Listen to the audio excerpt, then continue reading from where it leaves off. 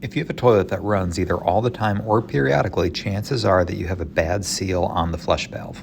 That's what's going on here with this Mansfield toilet, so here's a quick video that hopefully saves you a call to the plumber. Depending on the toilet, you might be able to get away with just replacing the seal, but in this case, because it's an older toilet, I'm going to take this opportunity to replace the entire flush valve. This is a universal kit for a Mansfield toilet made by Corky. It was about 17 bucks, and I'll put a link to it in the description below, but you should be able to find a replacement valve for whatever toilet you have. After shutting the water off and flushing the toilet, I used a towel to dry up the rest of the water in the tank.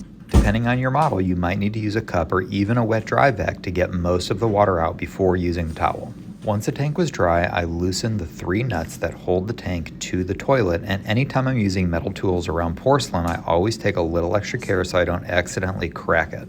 I'm also careful to not drop the nuts or washers into the toilet and create a whole bunch more work for myself. I laid a towel over the seat and took the tank off so that I could access the gasket and large plastic nut that holds the flush valve in place. A large crescent wrench comes in handy because chances are that the nut is on there pretty tight.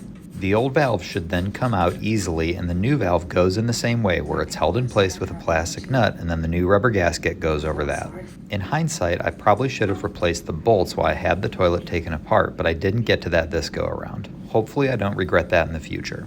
With the new valve installed, I put the tank back in place the same way that it came off and was extremely careful to not over-tighten the nuts, crack the tank, and ruin the toilet. I reconnected and turned on the water and was pleased to see that this repair worked as intended. I flushed it a few times and checked the toilet multiple times over the day to ensure that it was holding water and that the seal was working accordingly. I also put some paper towels on the floor and left them there for several hours to ensure that there weren't any leaks, especially because I didn't replace those old bolts.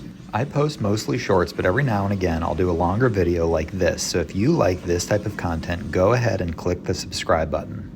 I hope this video was helpful and saves you some money by avoiding a call to the service plumber.